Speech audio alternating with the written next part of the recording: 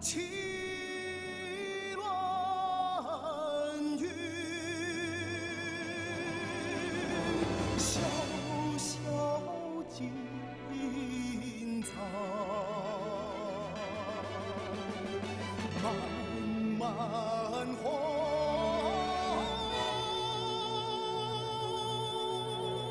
尘。人活世上争口气，一腔热血几回平。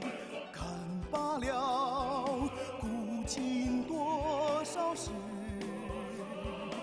英雄莫问出身，莫问出身。顶天立地男子汉，花开花落俏佳人。说尽了悲欢多少情，英雄自古万人，万人。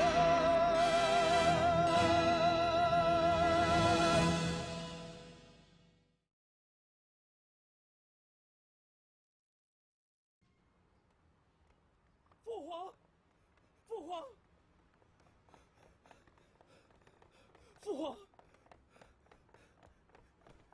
父皇，求父皇开恩，放了欧阳伦吧。彪儿，有啥事起来说话啊！儿臣刚刚从公主府上回来，大妹妹水米不进，已经绝食2天了。这个丫头怎么这么快就知道欧阳伦的事了？欧阳伦2天没回府，她一打听就知道了。彪儿，欧阳伦不成器，徇私枉法，咱不可宽容。父皇，家仆犯罪，一律惩治家仆就是了，不至于流放驸马呀。那主子不指使，那些个奴才敢那么放肆吗？再说了，盐铁茶马都是由朝廷专营的，欧阳伦竟敢纵容家奴走私牟利，咱一定要重办。父皇，大妹妹才3岁的时候，贤妃就去世了，父皇和母后一直都很疼她。儿臣只希望父皇能够看在大妹妹的份上，一律查办欧阳伦，不要将她流放。你呀，心太软了。大丫头跟你这儿一哭，你就来向她求情了。您答应了？好了好了，起来吧，咱答应你啊。谢父皇，儿臣这就吩咐内务府，叫他们开释欧阳伦。谁说的？咱没说放人呢，咱只答应你一律查办。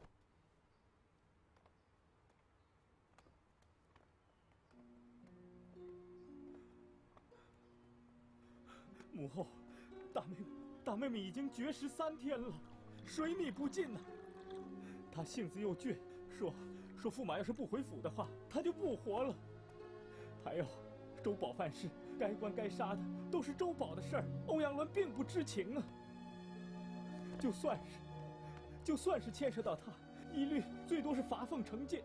可是父皇偏偏要将他流放戍边，这不符合大明律呀。你爹呀，就是这个样子，他那脾气一上来六亲不认的。他虽然钦定了一本大明律，可他自己却不当回事儿。因为皇上说的话，每一句都已经是律法了。母后，大妹妹才3岁的时候，她的生母就去世了，是您一手把她带大。这事儿您要是不说句话，欧阳伦只怕性命难保啊。边关万里，很少有流犯能够活着回来呀。彪儿，你不该去向皇上求情，你应该直接和我说。现在他已经把事情定了，你还让我怎么开口啊？父皇听您的，刘伯温归乡的事儿，父皇也是不准，最终还不是依您了吗？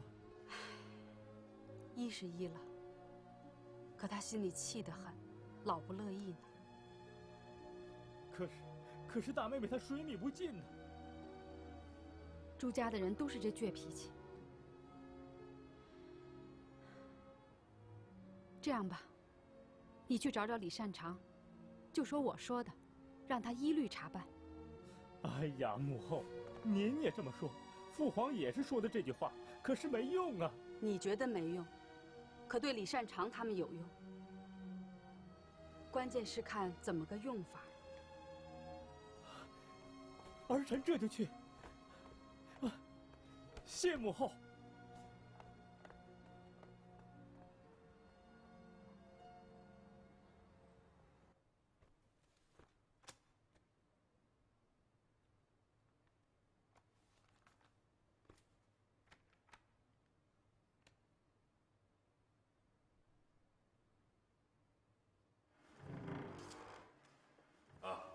娇儿，父皇，今天的折子不少啊。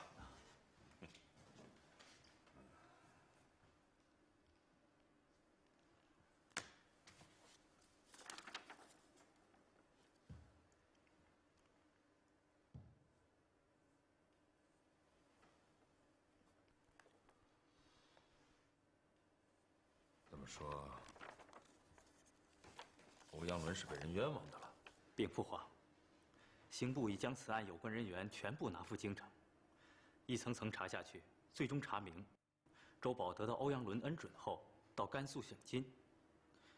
到家后发现所带银两不足所需，就用所带的茶叶换取银两，一共也只有5斤细茶，换取纹银10两。巡检吏知道后，就趁机敲诈，要周宝拿出50两银子私了。周宝不服，就与其争吵起来，极致相互厮打起来，遂致击出人命。所有人的暗供都在这儿。儿臣以为周宝犯法，并失手杀人，一律当斩。欧阳伦虽然不知此事，但家仆犯罪，主子也有欲下不言之罪，一律当裁决爵位俸禄，请父皇圣断。好，就这么办吧。那就让刑部先放欧阳伦回家。儿臣遵旨。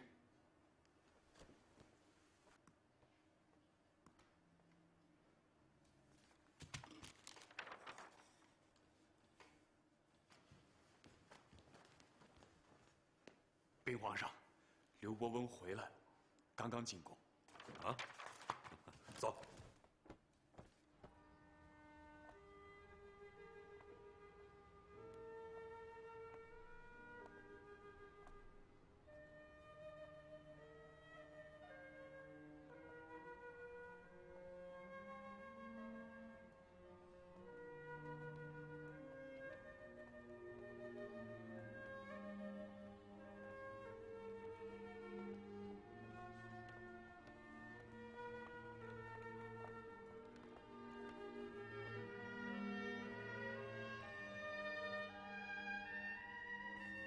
臣刘伯温叩见皇上。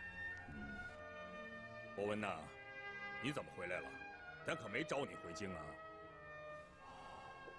皇上是没找丞相，是臣自个儿回来的。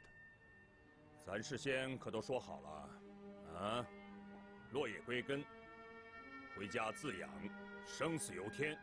你回来干嘛？臣在青天孤苦伶仃，寝食不安，再也待不下去了。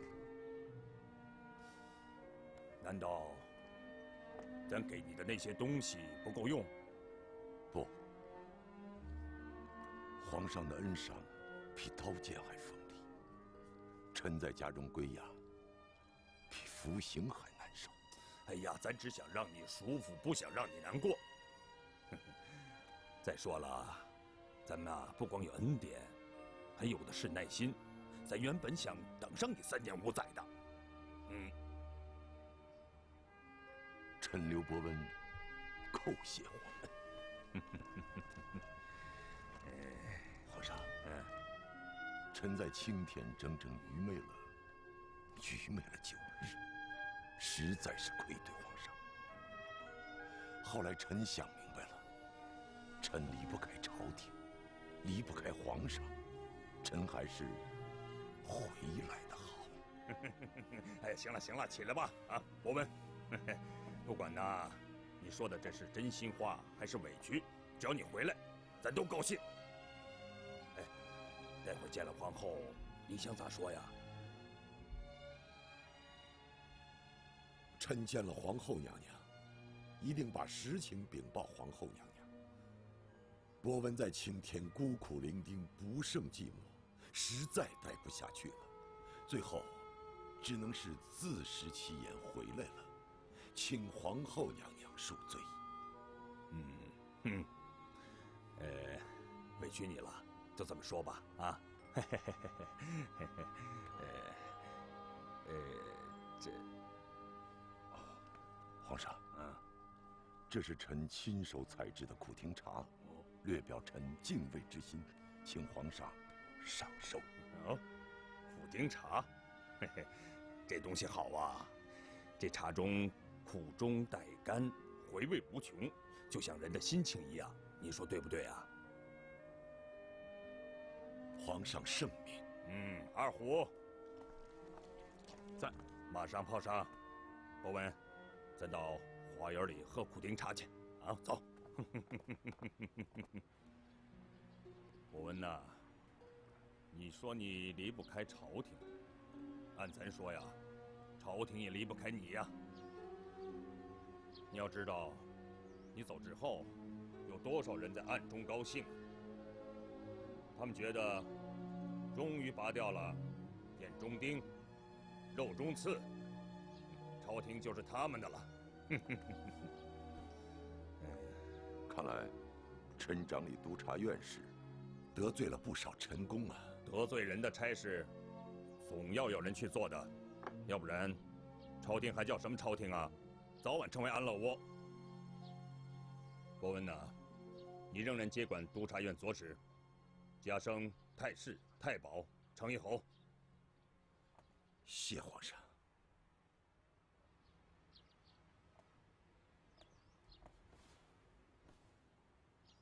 淮西勋贵这个词儿是你发明的吧？不是，但臣知道，淮西勋贵这个词儿一出来，定会不胫而走，遍地流传，既惹人烦恼，又遭人痛恨。咱高兴得很。凡是让勋贵们不安的事，咱都很高兴。博文呐，你要严刑执法，好好的治一治那些勋贵们。皇上，臣如果严刑执法，定会有人攻坚臣氏，折东党。朝廷没有折东党，更没有什么淮西党，只有王道，只有君为臣纲。皇上这话说得好啊，臣醍醐灌顶，如闻天籁呀。这么好听的话，你猜猜是谁说的？不是皇上您刚才亲口说的吗？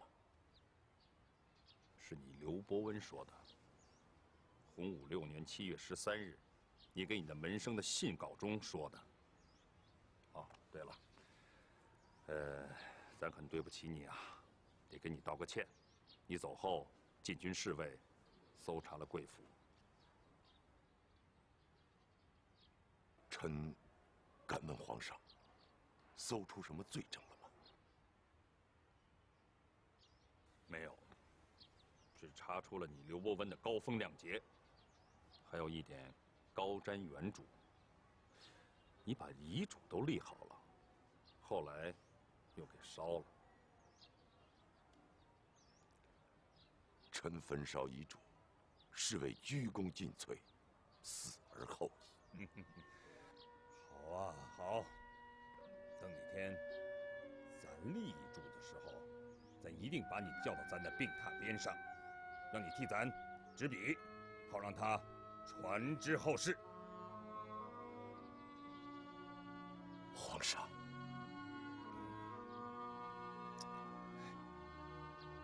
这茶苦啊，苦中又苦，苦尽甘来。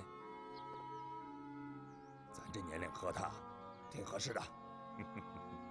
皇上，臣醍体弱多病，臣只有一个愿望：等臣死后，请皇上恩准臣叶落归根，葬入青田祖茔。朕到那天，怎让太子福临，宋先生荣归故里？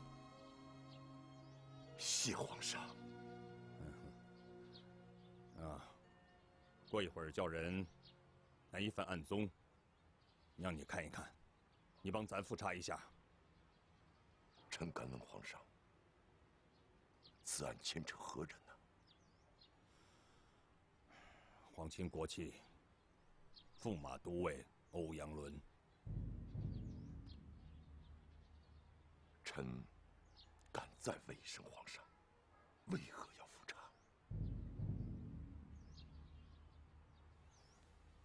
刑部把这件事情做得太干净了，干净的让咱怀疑啊！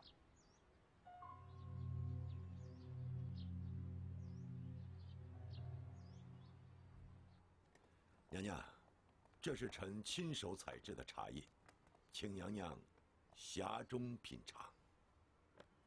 波温呐，我没想到你还会烘制茶叶，坐。娘娘，臣只是偶尔为之，清心解闷罢了。臣在制茶过程中，只觉得清香满室，熏染欲醉呀。成了，你别醉了。我好不容易把你送回青田了，可又让皇上给你逼回来了。臣谢娘娘上贵之恩，但是臣也反复想过，这事儿只能怨臣自个儿。为何这么说呀？臣有驱降避祸之心啊，本想远离朝廷，逍遥世外，但皇上屡屡恩赏，让臣再次品尝到一种苦丁茶。普天之下莫非王土，恩能杀人，威也能杀人。像臣这样的人，待在皇上眼睛能看到的地方，恐怕才是最太平的地方。这话算是说到家了。这2天我读了一本闲书，上面有句话蛮有意思，叫做“小隐隐于野，大隐隐于朝”。闲书不闲呐，人世间多少辛酸辣，都在一个“闲”字当中。波温，你是不是要回到朝廷上来归隐呢？想，但臣命苦，想而不得。无论在朝在野，臣只怕无处可隐。皇上已经下旨了，令臣仍然接掌督察院，而且立马塞给了臣一个烫手的案卷。让我猜猜看，是不是驸马都尉欧阳伦的案子？娘娘，您怎么知道的？臣可是什么都没说呀。你别紧张，你是什么也没说，是我瞎猜的。看来臣还是回来早了。要是能再在青田多赖几日，那该多好啊！来得早不如来得巧啊，能臣嘛，走到哪儿都得踩在是非窝里。谢娘娘夸奖。娘娘，臣该告辞了。波温呐，你有女儿吗？没有，臣只有2子，长子刘莲。可惜呀，女儿是最亲父母的。长公主虽然是贤妃所生，可她从小就死了娘。从小到大是我把她带大的，她待我比亲娘还亲呢。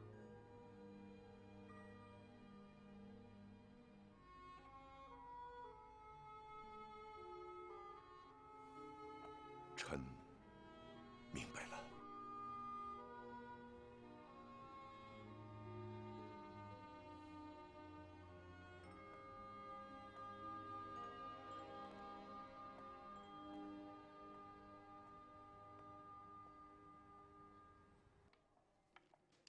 相国，我去曲谷浙去。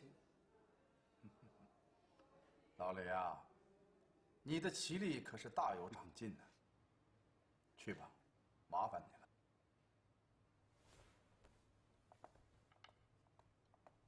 雷啊，什么事儿啊？刘伯温回来了，重新执掌督察院。这我已经知道了。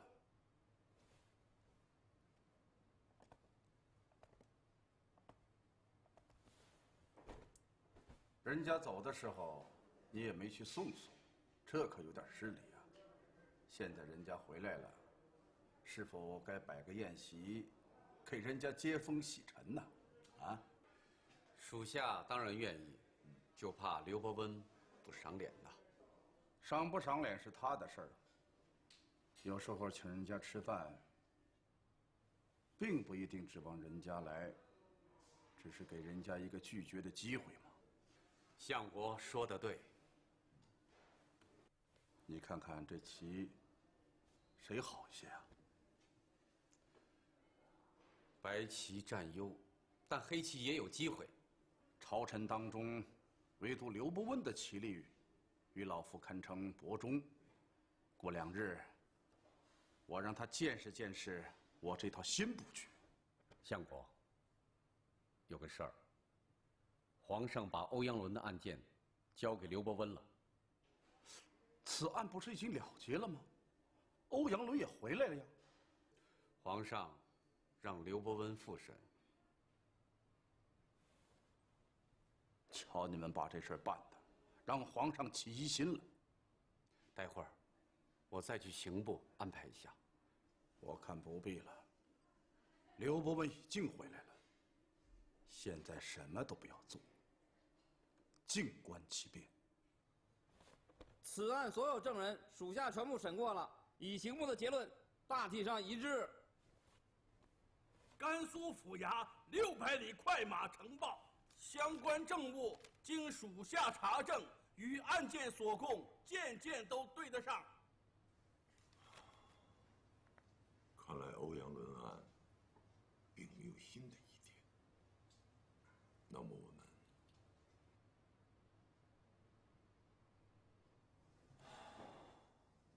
结案吧。遵命。皇上说的对呀，这案子做得太干净了。皇上的直觉之敏锐，精深呐。欧阳伦这案子里头，肯定有名堂。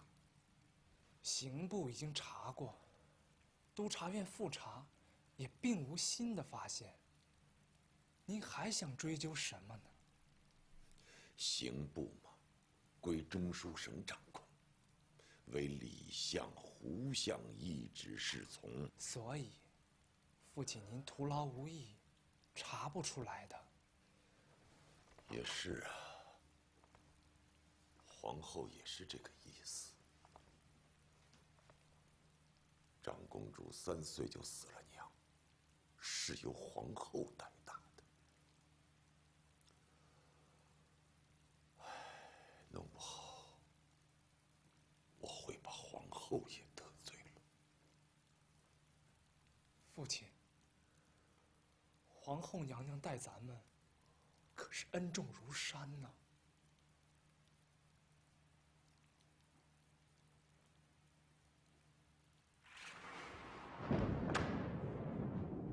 你相信这个结论吗？臣不相信，但臣无能。督察院查了半个月了，也查不出疑点，所以不相信也得相信。慢着，先说说你为什么不相信？这只是臣的直觉。臣归阳青田的第2天，也碰到了一件勋贵家仆伤人的事儿，比这更厉害。被打的是朝廷命官青田知县史正文，打他的则是蓝玉的义子蓝宝玉。那位史大人被打断了一条胳膊，还无处伸冤，只有跪在臣的脚边求臣为他做主。上想想，一个堂堂的知县，在自己的地面被自己的属民打成了断胳膊，还无处申冤。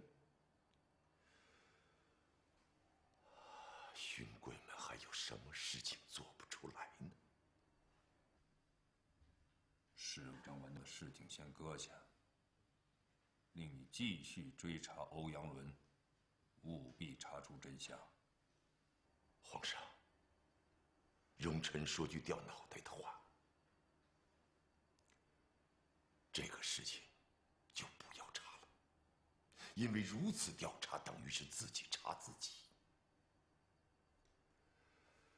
如果真查出个连皇上都不愿意看到的事情，那不是更难办吗？什么事？说。臣记着小时候去捉蛐蛐儿，那蛐蛐儿跳到了洞里，臣就伸手掏啊掏，结果掏出了一条银环蛇，咬在了臣的胳膊上，臣差点就死了。由此，臣也总结了一条教训：不知洞里有什么，就根本不要去掏。同样的道理，不知道查出什么样的事情，就根本不要去查。我明白你的意思了，你是不想跟中书省作对是吧？皇上圣鉴。你知道咱最痛恨的是什么吗？做皇上的最痛恨的就是臣下欺君，最痛恨的就是被人蒙在鼓里。那样的话，谁是皇上啊？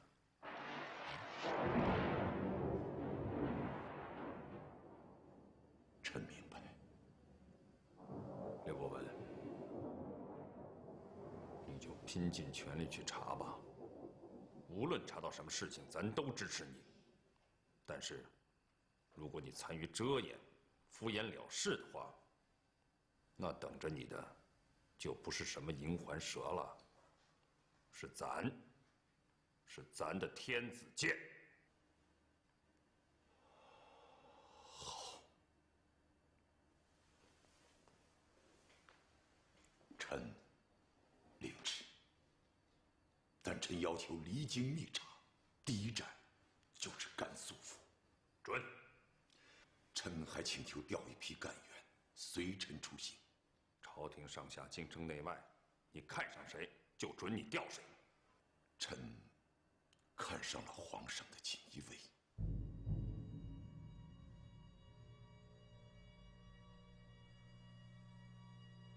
你怎么知道这些人的？臣已经领教过他们的厉害了，他们确实是一匹得力的鹰犬，有了他们，臣定能把真相查个水落石出。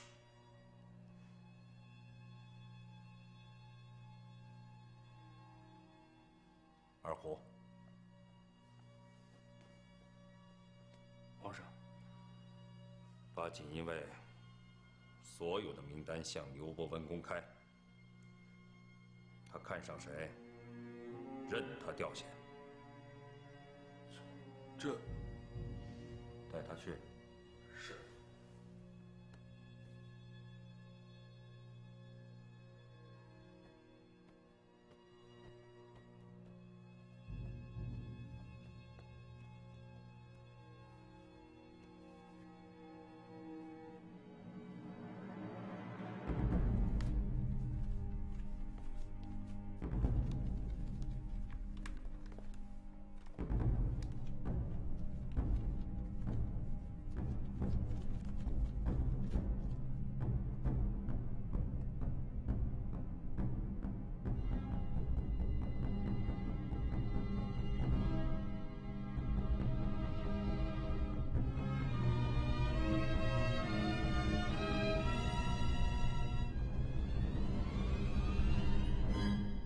城里的燕王府都安插了你们的人。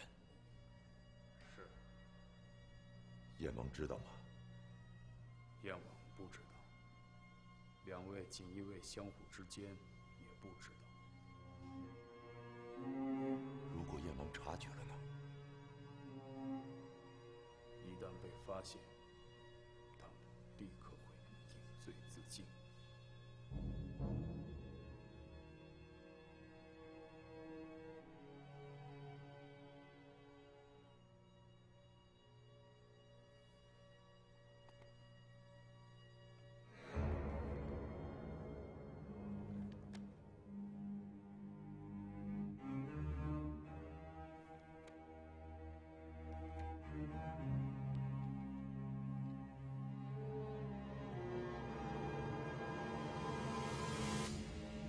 小六子，连我府上的小六子都成你们的人了。是，难怪我在青天的事儿，你们什么都知道。这小六子可是跟了我10多年呢。请刘大人见谅。天网恢恢，疏而不漏啊！这些锦衣卫真是太厉害，太可怕，将来会更加厉害，更加可怕呀！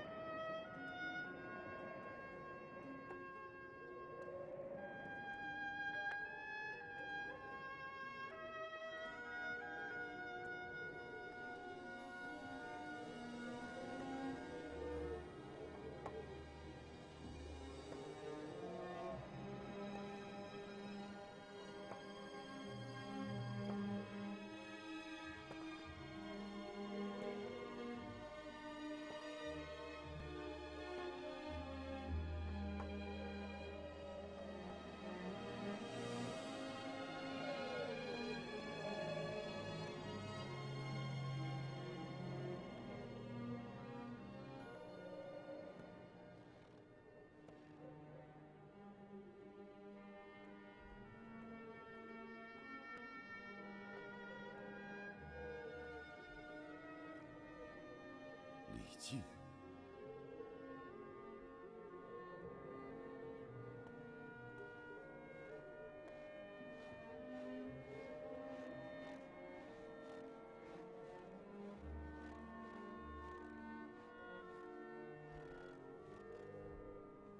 晚辈李靖，拜见刘大人。李靖，你在这儿干什么？奉旨迎接大人返京。奉旨。这么说，你调回朝廷来了？是，半年前，皇上下旨，令臣担任文华殿侍讲。那就是皇上的近臣了。看来这半年朝廷变化不小啊。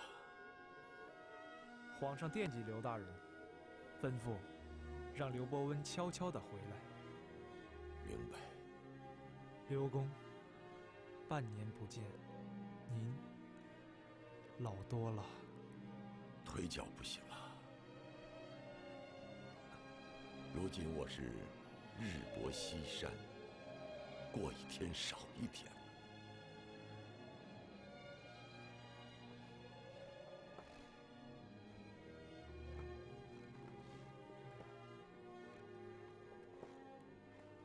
宫里又添了侍卫了。是。皇上好吗？好。皇后好吗？好。那有什么不好的吗？都好。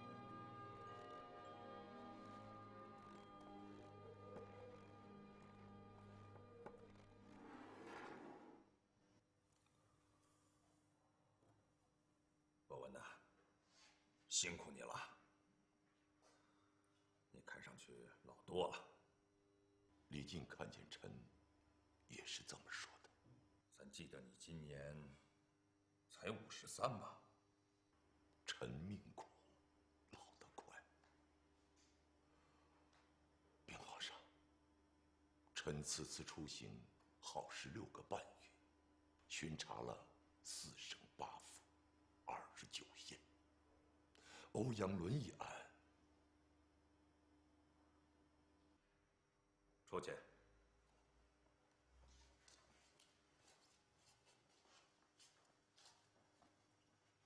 欧阳伦一案，臣已经查清楚了，都在咱奏章里面，请皇上御案。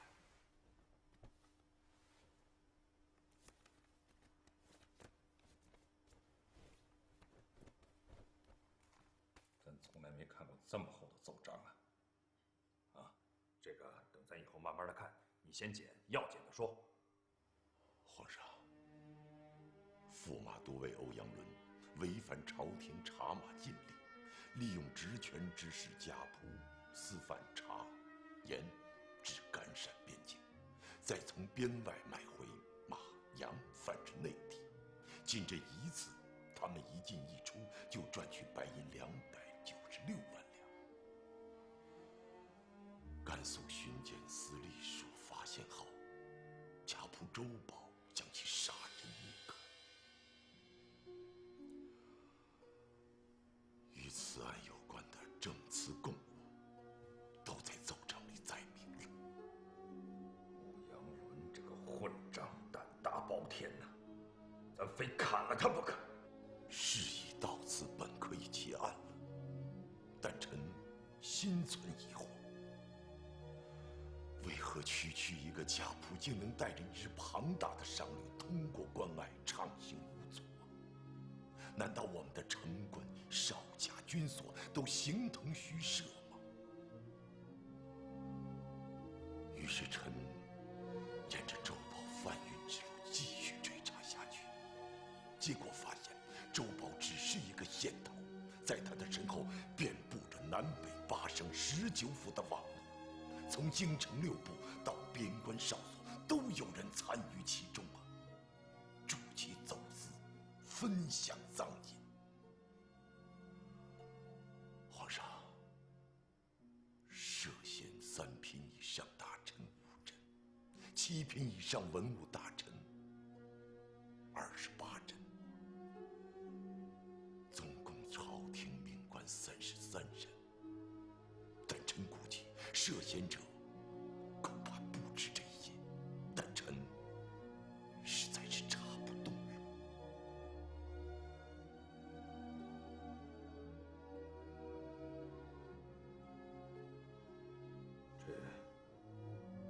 这33人当中，有多少淮西巡酒？禀皇上，全部都是淮西巡酒。其中包括皇上的义子、一侄一孙，10多位。皇上，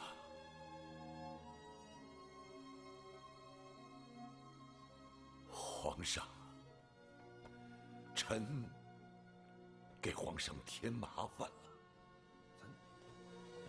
咱已经夺了他们的免死铁券，他们怎么还会如此放肆呢？皇上啊！剥夺免死铁券确实是个震撼，他们已经收敛多了。但人有咸鱼，物有良友，不可能事事尽善。从那以后，他们在京畿附近安分守己，一旦回到了外省任所，他们就以为皇上看不见了。难道都让咱个个盯着？啊？朝廷上下有律法。头上3尺有青天呐，他们就不怕天打雷劈吗？皇上啊，再严厉的律法也得靠人来执法呀。如果执法者宽纵，守法者自然宽恕。再说了，一大堆银子搁在边上，眼睛也得花了。这人心是软的，银子是硬的。咱心里也很明白，咱太了解那些义子义侄们了。他们哪一个不是出生入死，天不怕地不怕的，做起坏事来一样胆大包天。光靠朝廷的俸禄们哪儿盖得起那些豪宅大院呢？啊，哪儿娶得了那些三妻四妾呀？凡是有这些东西的人，一定有不义之财。皇上圣鉴。你刚才提到说什么义孙，咱没收过什么义孙呢。皇上的义子再任义子，那不就是义孙吗？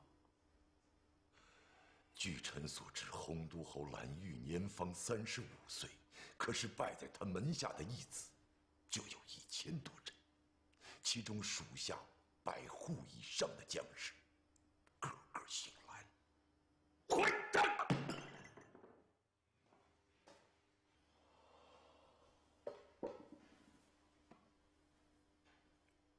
皇上息怒，臣斗胆以为，皇上是靠义子、义侄、义兄、义弟夺取的天下，将帅们自然会效仿。再说，义子为副帅打仗，往往最为勇猛。比如说蓝玉吧，他统兵戍关，他所镇守的9处城关，在北京中堪称最安稳、最强大的。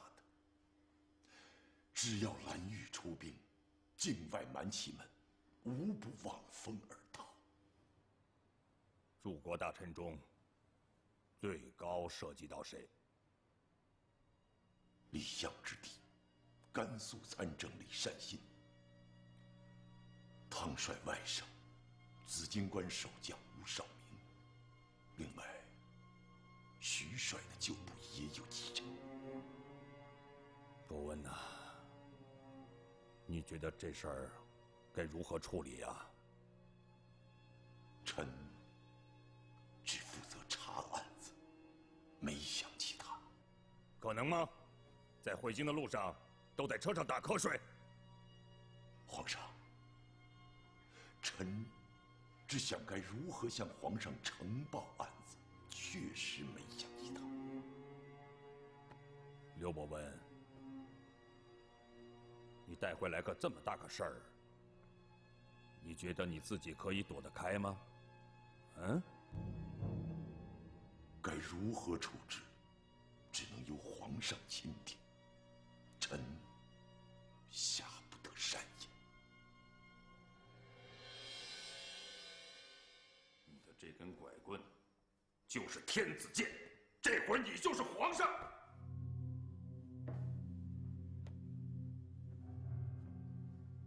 皇上，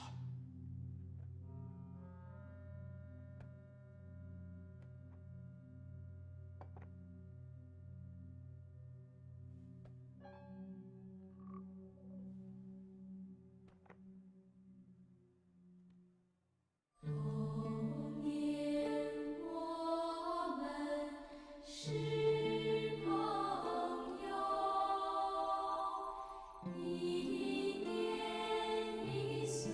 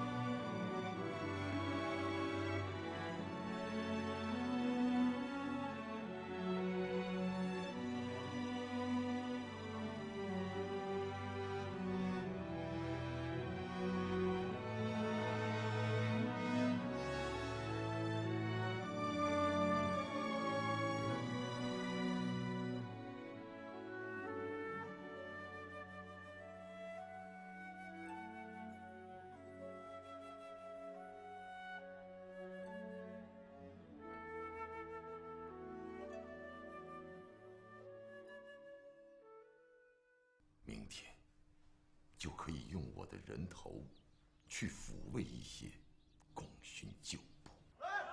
干杯！